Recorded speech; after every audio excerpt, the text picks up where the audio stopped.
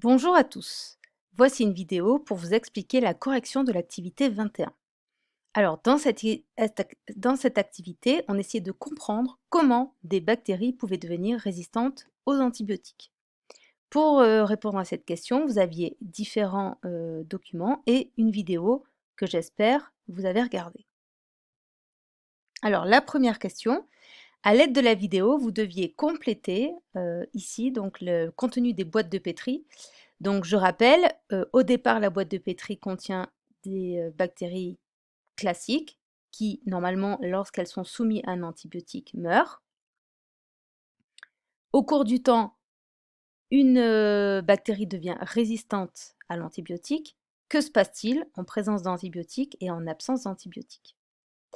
Alors en présence d'antibiotiques, eh bien, on peut supposer que, vu que ici, une grande majorité des colonies non résistantes vont mourir, c'est donc les bactéries résistantes qui vont avoir la place de se multiplier et qui vont devenir majoritaires euh, au bout de plusieurs générations.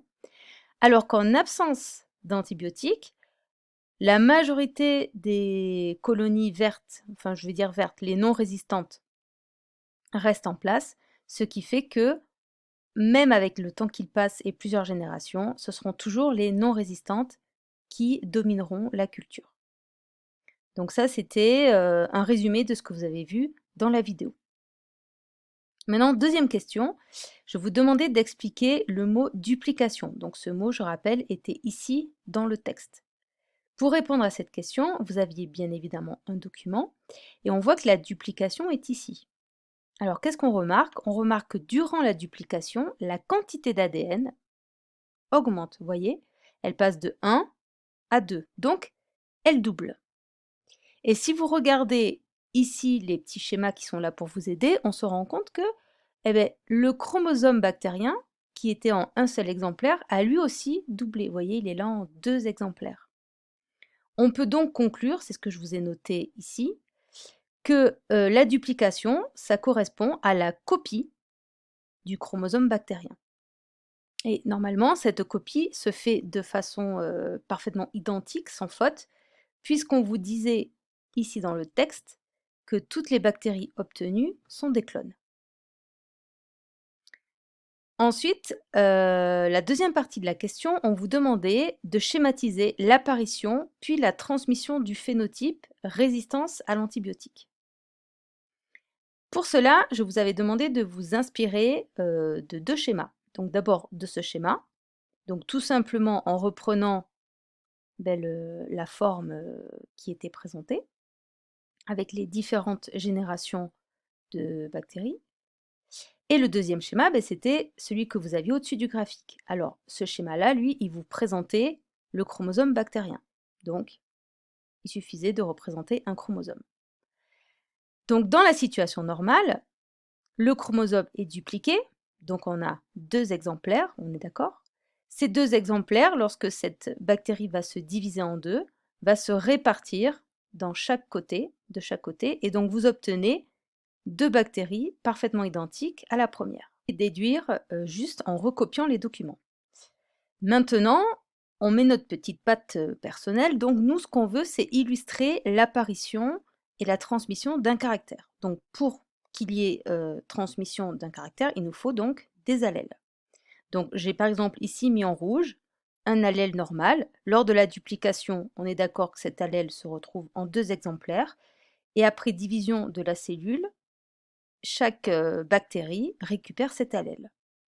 Donc ça, c'est la situation classique. Mais il peut arriver parfois que, ici, lors de la duplication, il y a une mutation.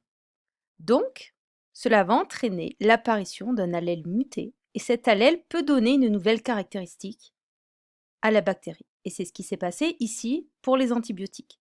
Donc, une fois que les 2 chromosomes vont se séparer, une bactérie sera identique à la première et n'aura pas la capacité de résister aux antibiotiques, alors que la nouvelle ici bactérie, on voit qu'elle est différente par rapport à la cellule mère, et elle a l'allèle qui lui confère la résistance à l'antibiotique. Ces cellules-là vont ensuite se diviser, donc il y aura une autre duplication, alors cette fois sans mutation, donc chaque allèle est présent en 2 exemplaires, et les chromosomes vont se répartir lors donc de la division de la cellule. Donc vous obtenez ici des bactéries non résistantes, alors qu'en bas, vous obtenez des bactéries résistantes à l'antibiotique. Donc voilà comment on peut résumer l'apparition puis la transmission du phénotype résisté à l'antibiotique. Donc pour conclure, on voit que donc lors de la duplication du matériel génétique, il peut y avoir des mutations, que ces mutations entraînent l'apparition de nouveaux allèles. Si, comme pour l'activité précédente, ces nouveaux allèles entraînent l'apparition d'un caractère qui avantage les gens qui possèdent ce caractère, eh bien c'est ce que vous avez là. Ces individus vont être sélectionnés par l'environnement. Donc ici, l'environnement, ça va être présence d'antibiotiques, puisque comme ce sont les seuls qui vont survivre, ce sont les seuls qui vont se multiplier, et donc, lors de leur multiplication, elles vont transmettre leur résistance à leurs descendants. Nous avons donc 3 mots de vocabulaire, 2 que vous connaissez déjà, que vous êtes censé maîtriser, et donc il ne reste plus qu'à compléter le mot duplication. Vous allez donc pouvoir reprendre la première page du chapitre 4 et donc compléter votre vocabulaire. Donc la duplication, c'est la copie à l'identique du matériel génétique.